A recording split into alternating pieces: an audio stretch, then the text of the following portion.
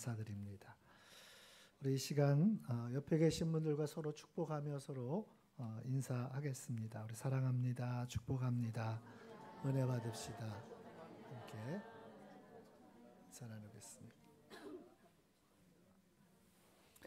오늘 10월 마지막 주일입니다. 마지막 주일입니다. 교회력에서는 항상 10월 마지막 주일이 교회에서 우리 종교개혁 주일로 지키며 하나님 앞에 예배합니다. 1517년 10월 31일 독일에서 한 무명의 사제였던 마틴 루터가 시작한 이 종교개혁이 오늘 507주년을 맞았는데, 우리 종교개혁 주일마다 정말 이 종교개혁의 의미를 우리가 다시 한번 되새기고 하나님 앞에서 우리의 신앙과 우리의 삶을 돌아보는 그런 은혜가 있어지기를 간절히 소망합니다. 사실 종교개혁이 어떤 거창한 일로부터 시작된 것이 아니라 이 무명의 한 사제의 회개와 그리고 자기 결단과 고백을 통해서 시작되었다라고 하는 사실입니다. 개혁을 위해서 어떤 거창한 일을 시작한 것이 아니라 마음에 자신이 먼저 말씀 앞에 자신의 신앙을 돌아보고 회개하며 또 결단하고 또 그 길을 순종하는 이 다짐을, 고백을 가지고 이 종교개혁이 시작되었다라는 것은 오늘 이 시대를 살아가는 저와 여러분에게 정말 중요한 의미가 있다라고 하는 것입니다. 우리 지난주에도 함께 우리 서로 축복하며 함께 인사했는데, 한 사람이 중요합니다. 우리 함께 다시 한번 했으면 좋겠습니다. 한 사람이 중요합니다. 한 사람이 중요합니다. 나 한 사람이 중요한 겁니다. 그래서 내가 먼저 바른 믿음 위에 또 바른 신앙 위에 바른 삶 가운데 우리가 나아가는 것이 참 중요하다라는 생각을 해봅니다. 바로 진정한 개혁은 바로 거기서부터 시작이 되는 겁니다. 무명의 사제가 어떤 거창한 일을 꾸민 것이 아닙니다. 자신의 마음의 회개와 그리고 마음속의 결단과 그 고백을 그저 작은 종이에 써서 문에 붙인 것밖에 없습니다. 그렇게 시작된 개혁의 역사가 오늘 개신교회가 시작되게 했고, 또 더 나아가서는 이 세계 속에 하나님의 교회와 성도들을 새롭게 하는 그러한 커다란 물주기가 되었던 것을 오늘 이 시간 다시 한번 마음속에 새기고, 우리가 종교개혁의 의미를 다시 한번 생각해 보면서 우리 스스로의 신앙과 삶을 다시 한번 말씀에 비추어 우리의 삶을 돌아볼 수 있는 그러한 은혜의 시간이 되어지기를 간절히 소망합니다. 요한복음 3장 16절부터 17절까지 말씀을 함께 오늘 봉독했는데, 이 짧은 두 절의 말씀이지만 여러분, 이 말씀은 정말 중요한 성경에서 정말 중요한 성경 구절이 아닐까 생각이 됩니다. 종교개혁을 시작했던 이 마틴 루터는 이 요한복음 3장 16절 이 한 절의 말씀을 작은 성서라고까지 하였습니다.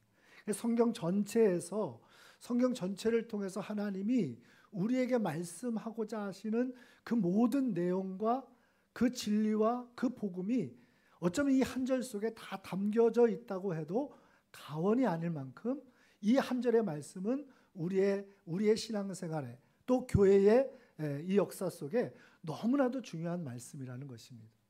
아마 어려서부터 교회 학교를 다니고 지금까지 신앙생활을 하면서 이 말씀을 수도 없이 들으셨을 것입니다. 이 말씀은 누구나가 알고 있고 익숙한 말씀입니다. 그런데 정말 이 말씀이 저와 여러분의 믿음의 고백이 되어지고 이 말씀을 우리의 신앙의 유일한 기준과 근거로 삼고 오늘도 우리의 신앙과 삶을 살아가고 있느냐라고 하는 것은 다시 한번 물어보아야 할 중요한 이 신앙의 문제라고 하는 것입니다. 오늘 저와 여러분이 한 절의 말씀에 이 짧은 말씀을 함께 나누면서 다시 한번 우리의 신앙이 새로워지는 은혜가 있어지기를 간절히 소망합니다. 어쩌면 한 절의 말씀이지만 이 속에 담겨져 있는 그 의미는 결코 작지 않습니다. 오늘 이 말씀이 저와 여러분의 삶과 신앙과 우리의 마음과 또 우리 교회를 새롭게 하는 큰 능력으로 임하여지기를 예수님의 이름으로 축원합니다. 먼저 본문은 우리에게 하나님의 역사의 모든 최종 결론이 영생임을, 구원임을 우리에게 증거해 주고 있습니다. 우리 3장 16절 말씀, 한 절 말씀인데 여러분 안 보고 하면은 하실 수 있으실까요? 다 하실 수 있으시죠? 그렇지만 하면은 띄워주시고 우리 안 보고 한번 해보겠습니다. 함께 해보겠습니다. 하나님이 세상을 이처럼 사랑하사 독생자를 주셨으니 이는 그를 믿는 자마다 멸망하지 않고 영생을 얻게 하려 하심이라. 할렐루야. 이 말씀은 우리가 늘 암송하고 또 암송하고 매일매일 새롭게 이 말씀 앞에 우리의 신앙을 비춰볼 수 있는 은혜가 있어지기를 소망합니다. 오늘 하나님께서는 이 말씀을 통해서 하나님의 모든 구원의 역사, 하나님의 이루어 가시는 모든 그러한 섭리의 은혜의 최종 결론은 영생이다라고 하는 사실을 우리에게 말씀하고 있습니다. 여러분, 우리의 신앙의 최종 결론은 영생입니다. 이것이 하나님의 영원한 뜻입니다. 오늘 저와 여러분이 그 사실을 깨닫는다면 정말 이것은 너무나도 값진, 세상 그 누구도 발견치 못한 여러분 그러한 보화를 얻는 것과 같은 것입니다. 우리의 신앙의 마지막 최종 결론이 영생이라고 하는 사실이 굳게 확신되어지고 믿어진다면 이것은 그 어떤 누구의 신앙, 어떤 누구의 삶보다도 가장 복된 삶을 살아갈 수 있음을 여러분 믿으시기를 바랍니다. 여러분, 오늘 본문을 통해서 우리가 다시 한번 우리의 신앙의 목적지를 새롭게 세워가는, 그렇게 새롭게 붙잡는 은혜가 있어지기를 간절히 소망합니다. 오늘 우리를 향한 하나님의 영원하신 뜻은 멸망이 아닙니다. 심판이 아닙니다. 저주가 아닙니다. 우리를 향하신 하나님의 영원하신 뜻은 구원이고 영생입니다. 곧 하나님 나라입니다. 천국입니다. 그 영광을 우리에게 약속하셨습니다. 믿음의 성도들에게 주시는 이 놀라운 약속이 저와 여러분에게 오늘 확신으로 붙잡혀지는 그러한 복이 있으시기를 간절히 소망합니다. 어제 충주 동지방 남선교회에서 주관하는 건강걷기 산행이 있었습니다. 저도 함께 이 건강걷기 산행을 다녀왔는데 제가 다녀왔는지 잘 모르시는 분들도 계시더라고요. 같이 가신 분들 중에서 제가 몰래 갔다 왔어요. 그런데 저는 이관문까지만 갔다 왔는데 1시간 정도 올라가는데 걸리더라고요. 1시간 정도 걸리는데 가다가 우리 신승현 권사님도 만나고 그래서 같이 우리 이장민 장로님하고 같이 이렇게 동행을 했는데 이관문을 오래간만에 가봤습니다. 작년에 갔었는데 너무 늦게 가가지고 이관문까지 못 올라가고 올해는 그래도 이관문까지라도 올라가 보자 해서 올라갔는데 거기에 보니까 약수터도 있고 그동안 한참 못 가봤더니 새롭더라고요. 또 쉼터도 있고 또 평상도 있고 의자도 있고 그래서 거기서 중간에 좀 잠시 쉬어갈 수 있도록 그렇게 잘 만들어 놓았더라고요. 땀도 나고 힘도 들고 더 이상 못 올라갈 것 같아서 거기에 자리를 펴고서 우리 권사님하고 장로님 이렇게 같이 앉아서 땀을 식히고 있는데 너무너무 기쁘고 감사한 거예요. 사실 이맘때쯤 문경 그 관문 문경 세제를 가는 이유가 무엇이겠습니까? 그렇죠. 단풍 보려고. 예, 아름다운 단풍 보려고 갔는데 올해는 이상 기후로 인해서 단풍을 찾아볼 수가 없어요. 예, 여전히 나뭇잎들이 얼마나 초록초록한지 단풍을 들 생각을 안 하더라고요. 물론 시간이 지나면 조금 단풍이 들겠지만 그래도 아쉬운 마음이 들었는데 그 이관문 안쪽에 있는 쉼터에 잠깐 앉아 있는데 너무너무 기쁘고 감사한 거예요. 며칠 전에 많은 비가 내려서 나무에 물이 올라서 그 나뭇잎들이 초록초록한데 거기에 눈이 부신 그 가을 햇살이 비치는 거예요. 가을 햇살이 그 나뭇잎에 비추는데 정말 환상적이더라고요. 환상적이라는 말이 거기에서 나오더라고요. 여러분, 오늘 우리는 하나님이 창조하신, 여러분, 그 자연 속에만 머물러도 그 하나님이 함께 하신다라고 하는 그 사실 한 가지만 깨닫더라도 여러분, 그 상황이 얼마나 환상적이고 놀라운 그러한 일인지 우리는 너무나 잊고 살아왔습니다. 하나님이 창조하신 그 자연 속에서만 있어도 이렇게 감사하고 이렇게 기쁘고 이렇게 좋은데, 여러분, 하나님께서 믿음의 성도들을 위하여 예비하시고 약속하신 그 하나님의 나라의 그 영광의 자리에 참여할 때, 여러분, 우리가 거기에 거하게 될 때, 여러분, 우리는 말로 다 표현할 수 없는 그 감격과 여러분, 그 기쁨이 우리에게 넘치게 되어질 줄로 믿습니다. 할렐루야. 우리 꼭 함께 그 자리에 함께 여러분 참여하는 저와 여러분 되어지기를 소망합니다. 여러분, 그 소망이 우리 안에 차고도 넘쳐야 돼요. 오늘 우리가 보여지는 눈앞에 있는 어려운 현실 때문에 정말 우리에게 약속하신, 믿음의 성도들에게 약속하신 그 승리와 영광을 우리는 잠시 잊어버리고 살아갈 때가 얼마나 많은지 몰라요. 자꾸 잊어버리고 살아갈 때가 많아요. 그런데 여러분, 생각해 보십시오. 하나님은 분명히 약속하셨습니다. 하나님이 세상을 이처럼 살아가사 독생자를 주셨으니 이는 그를 믿는 자마다 멸망하지 않고 영생을 얻게 하려 하심이라. 그 영생의 자리에, 그 천국의 자리에 오늘 우리가 서야 할 최종 목적지가 있음을 여러분 믿으시기를 바랍니다. 하나님께서는 그 하나님 나라의 영광과 여러분 그 아름다움과 여러분 그 환상적인 그 모습을 이미 사도 요한을 통해서 보게 하셨고 그것을 우리에게 말씀해 주셨습니다. 요한계시록에 보면 그 하나님의 나라의 영광을 이 사도 요한이 그것을 친히 보고 그것을 기록하고 있어요. 근데 요한계시록 20장과 21장에 보면 그 영광이 얼마나 아름답고 환상적인지 여러분 사도 요한이 다 인간의 언어로 표현할 수 없을 정도로 그것이 얼마나 영광스러운지를 우리에게 소개하고 있습니다. 그런데 제일 많은 표현이 보석의 비유를 했어요. 보석에. 그 성은, 그 성벽은 금 같고 맑은 유리 같고 홍보석 같고 녹보석 같고, 여러분 왜 이렇게 보석으로 하나님의 나라를 우리에게 소개하고 있는지 아십니까?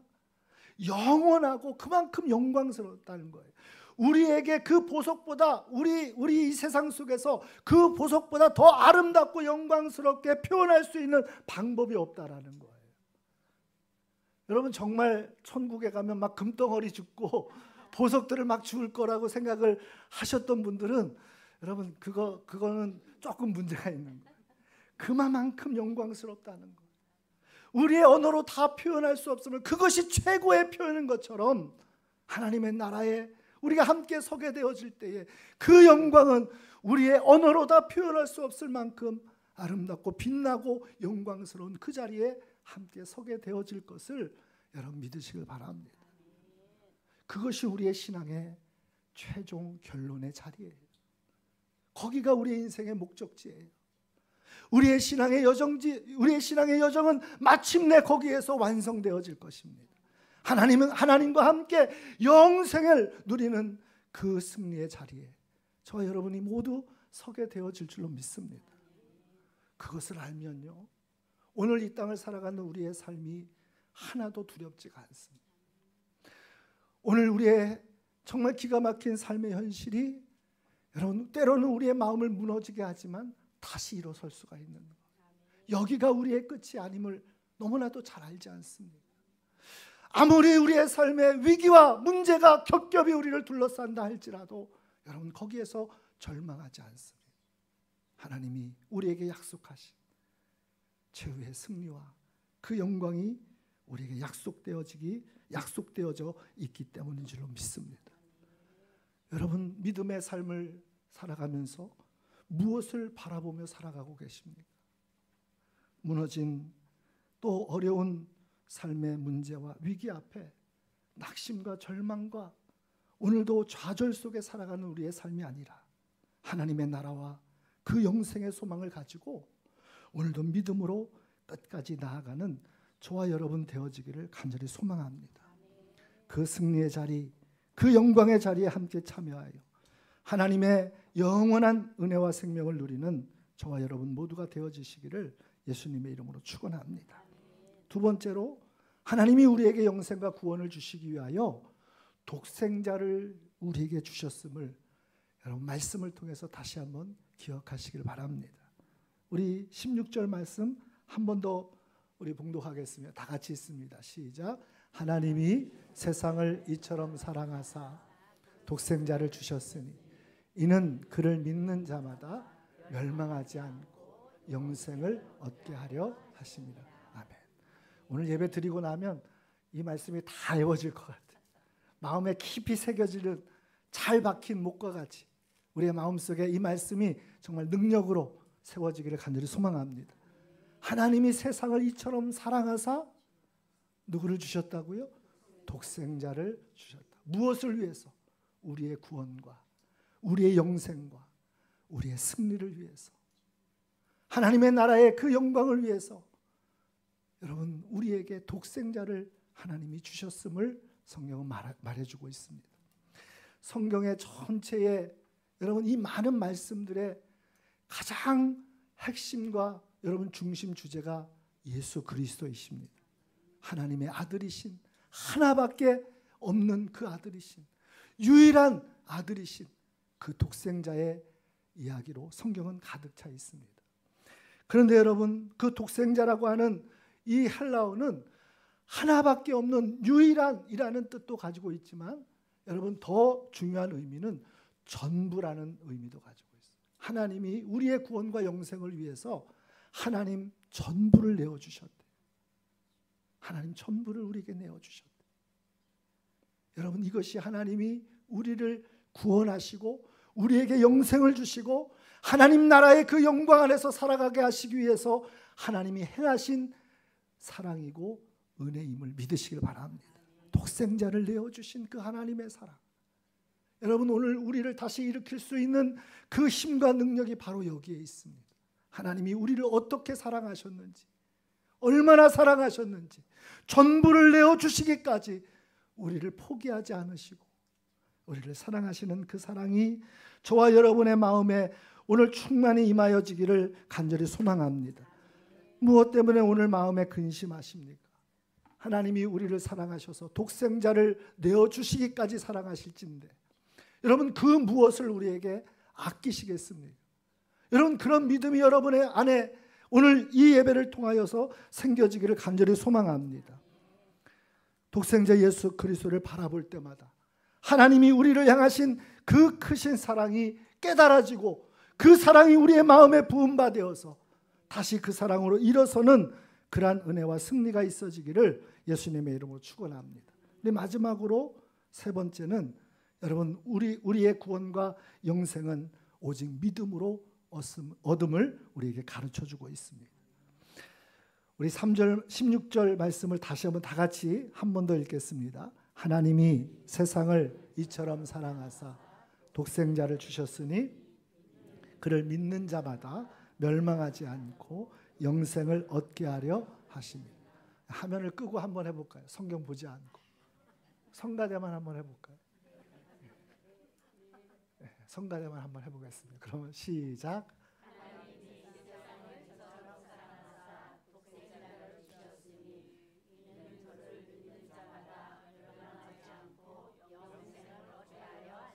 아멘. 우리 찬양도 잘하고 말씀도 이렇게 잘하면서 우리 성가대 최고 아닙니까? 우리 박수 한번 하시죠. 우리 중앙교회 성도님들도 다 성가대보다 뛰어나지 않습니까? 한번 해볼까요? 다시 한번 해볼까요? 우리 같이 한번 해보겠습니다. 시작. 하나님이 세상을 이처럼 사랑하사 독생자를 주셨으니 이는 그를 믿는 자마다 멸망하지 않고 영생을 얻게 하려 함이니라. 아멘. 할렐루야. 너무 잘하셨어요. 우리 박수 한번 하시죠. 서로를 위해서. 여러분 이것은 작은 성서라 그랬어요. 성경 전체를 통해서 우리에게 주고자 하시는, 하나님이 말씀하고자 하시는 그 구원의 복음이, 여러분 그 생명의 복음이 구원의 진리가 이 속에 다 담겨져 있습니다. 우리를 향한 하나님의 뜻, 하나님의 최종 결론은 영생이고 구원입니다. 그 영생과 구원을 위해서 하나님은 독생자 예수 그리스도를 우리에게 내어주셨습니다. 십자가 위에 온몸을 찢어 피 흘려 죽게 하심으로 우리의 죄를, 우리의 허물을 대속해 주셨습니다. 여러분, 이제 그것을 믿기만 하면, 그를 믿는 자마다, 할렐루야, 그를 믿는 자마다 이 놀라운 은혜와 복을 얻게 되어짐을 믿으시길 바랍니다. 믿는 자마다. 여러분, 이것은 놀라운 은혜입니다. 여러분, 이 믿는 자마다, 오직 믿음으로라고 하는 것이 여러분 종교개혁자들만의 외침이 아니라 이것은 본래 성경에서 우리에게 가르쳐주고 있는 유일한 구원의 길이고, 여러분 구원의 은총임을 우리에게 말씀해주고 있는 것. 믿는 자마다. 여러분, 이것은 전적인 하나님의 값없는 은혜요 선물이라는 것을 우리에게 가르쳐주는 것. 여러분, 믿는 자라고 하니까 내가 믿어야지, 내가 의지적으로, 내가 결단하고 내가 의지적으로 그렇게 확신해야지 생각하는데, 여러분 그 믿음조차도 하나님이 우리에게 주시는 은혜요 선물이라는 사실을 오늘 우리는 기억해야 될 줄로 믿습니다. 그러니까 믿는 자마다 구원을 얻는다는 것은 전적인 하나님의 은혜요 선물이라는 사실. 구원은 전적인 하나님의 은혜요 선물이요. 여러분, 우리의 노력 여하에 따라서 이 구원이 달라지는 것이 아님을 꼭 기억하시길 바랍니다.